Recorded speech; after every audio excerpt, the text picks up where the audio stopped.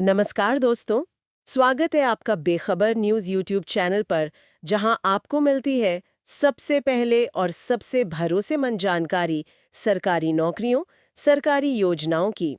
तो चलिए दोस्तों, आज की जानकारी की ओर बढ़ते हैं। आज हमारे पास हिमाचल प्रदेश लोक सेवा आयोग यानी HPPSC की एक बहुत ही महत्वपूर्ण घोषणा है। ये घोषणा है राज्य पात्रता परीक्षा 2026 के बारे में, जिसे हम सेट 2026 भी कहते हैं। और ये उन सभी के लिए एक बहुत बड़ा मौका है जो हिमाचल प्रदेश के विश्वविद्यालयों और कॉलेजों में असिस्टेंट प्रोफेसर बनना चाहते हैं। हमारे हाथ में ये ऑफिशियल विज्ञापन है, संख्या 11/2026, जो 3 जनवरी 2026 को जारी हुआ। आज हम इस पूरे दस्तावेज को परत दर परत समझेंगे कि कौन आवेदन कर सकता है, परीक्षा कैसी होगी और फॉर्म भरते समय किन बातों का ध्यान रखना है। तो चलिए इससे जरा गहराई से देखते हैं। सबसे पहले ये समझना जरूरी है कि ये सेट परीक्षा आखिर है क्या। देखिए, सेट यानी स्टेट एलिजिबिलिटी टेस्ट एक तरह से एक पात्रता परीक्षा है। पात्रता परीक्षा? जी, इसे पास करने के बाद ही कोई उम्मीदवार हिमाचल प्रदेश के अंदर जो भी यूनिवर्सिटीज या कॉलेज हैं, वहां असिस्टेंट प्रोफेसर के पद के लिए अप्लाई करने के योग्य बनता है।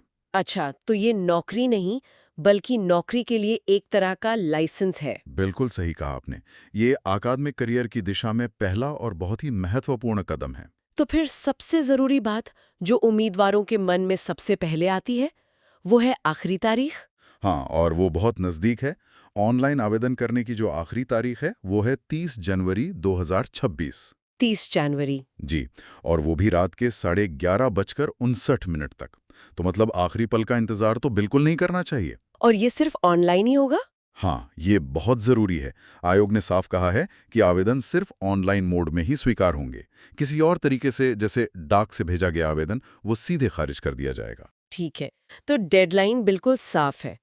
अब आते हैं उस सवाल पर जो शायद सबसे ज्यादा लोगों के मन में होगा कि इस परीक्षा के लिए कौन योग्य है, मतलब एजुकेशनल क्वालिफिकेशन क्या चाहिए। हाँ, यहाँ पर थोड़ा ध्यान से समझना होगा। आयोग ने इसे कैटेगरी के हिसाब से बांटा है। ओके। सबसे पहले जनरल कैटेगरी यानी अनारक्षित, और इसमें जनरल EWS भी शामिल हैं। हम्म। इन उम्मीदवारों के पास मास्टर डिग्री में कम से कम 55% अंक होने चाहिए। 55%? जी, और एक बहुत ही जरूरी बात, बिना राउंड ऑफ किए।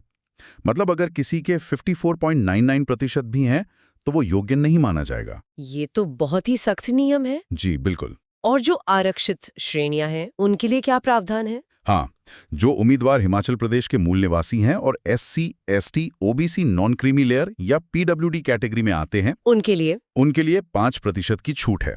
उन्हें मास्टर डिग्री में कम से कम 50% अंक चाहिए, और यहाँ भी राउंड ऑफ वाला नियम लागू नहीं होता। अभी अपनी मास्टर डिग्री के फाइनल ईयर में है या परीक्षा दे दी है लेकिन रिजल्ट का इंतजार कर रहा है, तो क्या वो इस मौके से चूक जाएगा? नहीं, बिल्कुल नहीं। और ये एक बहुत ही बेहतरीन सवाल है।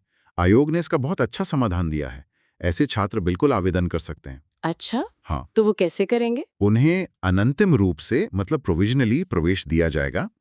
आयोग एक तरह से कहता है कि ठीक है, आप परीक्षा दीजिए, हमें आप पर भरोसा है। और फिर उन्हें अपनी डिग्री कब तक दिखानी होगी? अगर वो सेट पास कर लेते हैं, तो सेट के रिजल्ट की तारीख से 2 साल के अंदर अंदर उन्हें अपनी मास्टर डिग्री जरूरी प्रतिशत के साथ पूरी करके दिखानी होगी। 2 साल का समय? ये तो काफी है। हाँ, ये उन प्रतिभाशाली छात्रों के लिए एक शानदार मौका है जो अभी पढ़ाई कर रहे हैं। लेकिन इसमें एक जोखिम भी है। बिल्कुल, ये एक दोधारी तलवार है।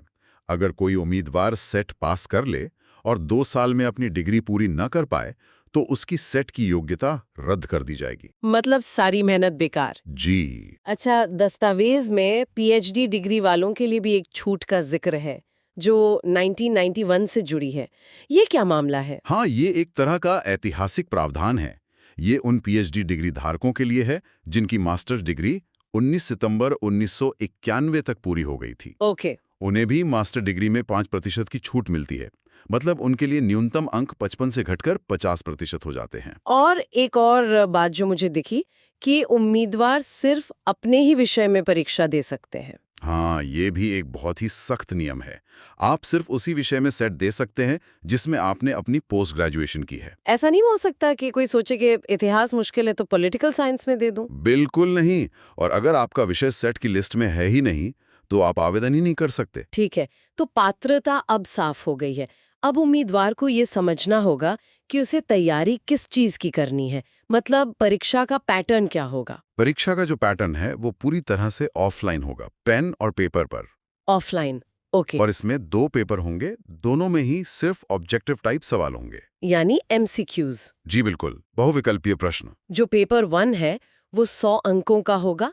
इसमें 50 सवाल होंगे और 1 घंटे का समय मिलेगा। और ये किस बारे में होगा? इसका मकसद उम्मीदवार की टीचिंग और रिसर्च की क्षमता, उसकी तर्क शक्ति और सामान्य जागरूकता को परखना है। एक तरह से ये एप्टीट्यूड टेस्ट है। और पेपर 2? पेपर 2 उम्मीदवार के अपने विषय का होगा। ये 200 अंकों का होगा, जिसमें 100 सवाल होंगे और इसके लिए पूरे 2 घंटे मिलेंगे। ठीक है। अब वो सवाल जो हर उम्मीदवार की धड़कनें बढ़ा देता है, नेगेटिव मार्किंग। क्या गलत जवाब देने पर नंबर कटेंगे? यहाँ पर उम्मीदवारों के लिए एक बहुत बहुत बड़ी राहत की खबर है। क्या इस परीक्षा में कोई भी नेगेटिव मार्किंग नहीं है? सच में कोई नेगेटिव मार्किंग नहीं? जी हाँ, हर सही जवाब के लिए आपको 2 अंक मिलेंगे, लेकिन गलत जवाब के लिए आपका कोई अंक नहीं काटा जाएगा। अरे वाह, ये तो पूरी रणनीति ही बदल देता है। बिल्कुल। इसका मतलब है कि उम्मीदवार बिना डरे सभी सवाल हल करने की कोशिश कर सकते हैं। अगर कोई सवाल नहीं भी आता तो एक अनुमान लगाने में कोई हर्ज नहीं है। जी, और एक और दिलचस्प बात है। वो क्या? अगर कोई सवाल गलत पाया जाता है और आयोग उसे हटाने का फैसला करता है, तो उसके 2 अंक उन सभी उम्मीदवारों को मिलेंगे जो उस पेपर में बैठे थे। अच्छा, ये तो एक तरह का बोनस हो गया सबके लिए। हाँ, कह सकते हैं।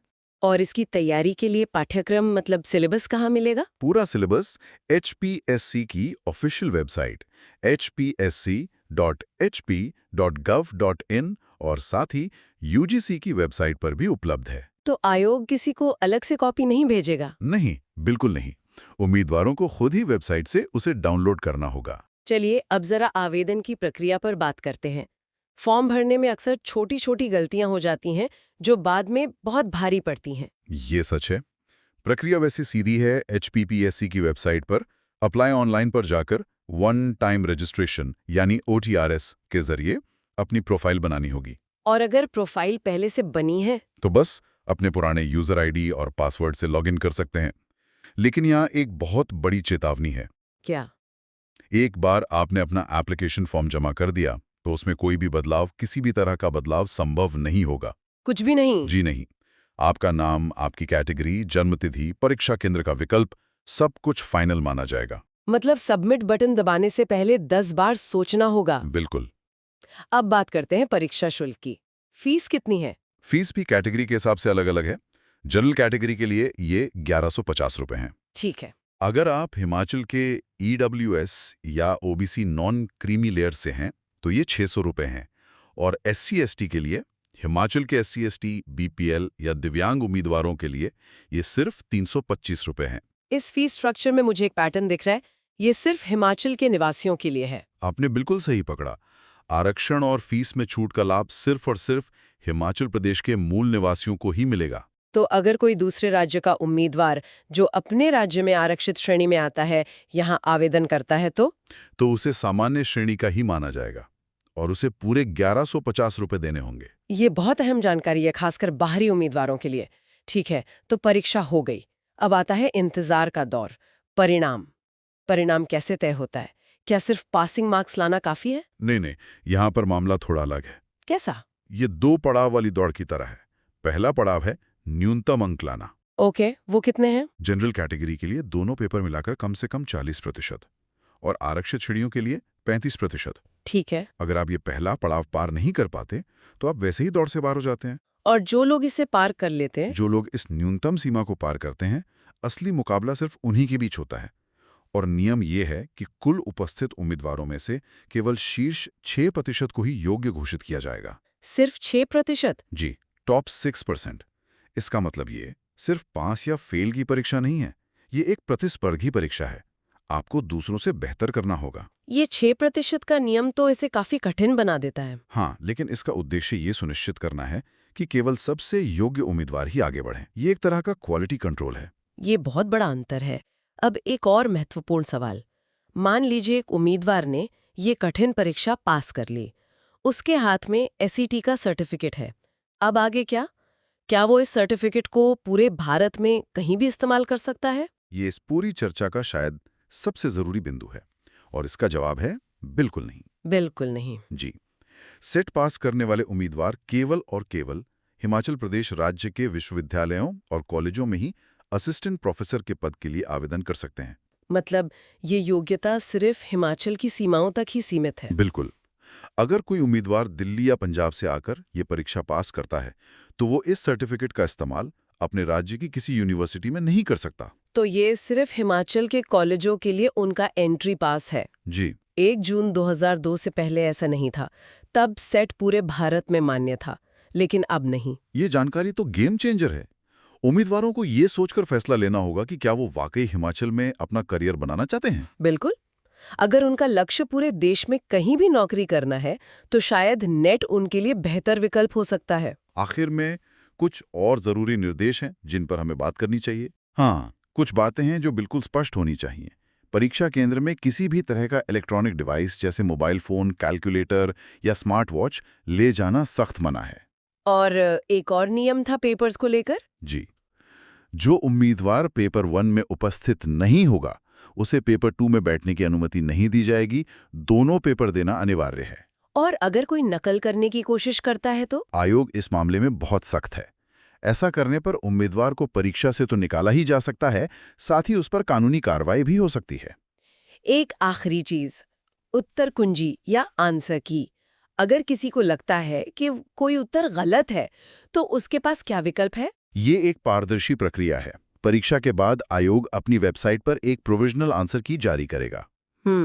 उम्मीदवारों को किसी भी उत्तर पर आपत्ति जताने के लिए 5 दिन का समय मिलेगा, लेकिन इसके लिए उन्हें प्रति प्रश्न 100 रुपए का शुल्क देना होगा, जो वापस नहीं होगा। अच्छा, शुल्क भी देना होगा? जी, शायद इसलिए ताकि केवल गंभीर आपत्तियां ही दर्ज की जाएं।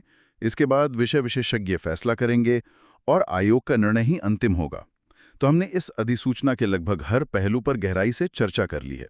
आवेदन करने से पहले उम्मीदवारों को ये सोचना चाहिए कि ये परीक्षा सिर्फ एक टेस्ट पास करना नहीं है, बल्कि ये उनके विषय में सालों की मेहनत को प्रमाणित करने का एक अवसर है। बिल्कुल। तो दोस्तों, ये थी हमारी आज की महत्वपूर्ण वीडियो। अगर आपको ये वीडियो अच्छी लगी तो लाइक करें और अपने विचार कमेंट बॉक्स में ज़रूर दें। और आने वाली सभी नई नौकरियों की पूरी जानकारी के लिए बेखबर न्यूज़ चैनल को सब्सक्राइब करना ना भूलें। मिलते हैं अगले वीडियो में एक और नई नौकरी की जानकारी के साथ। धन्यवाद।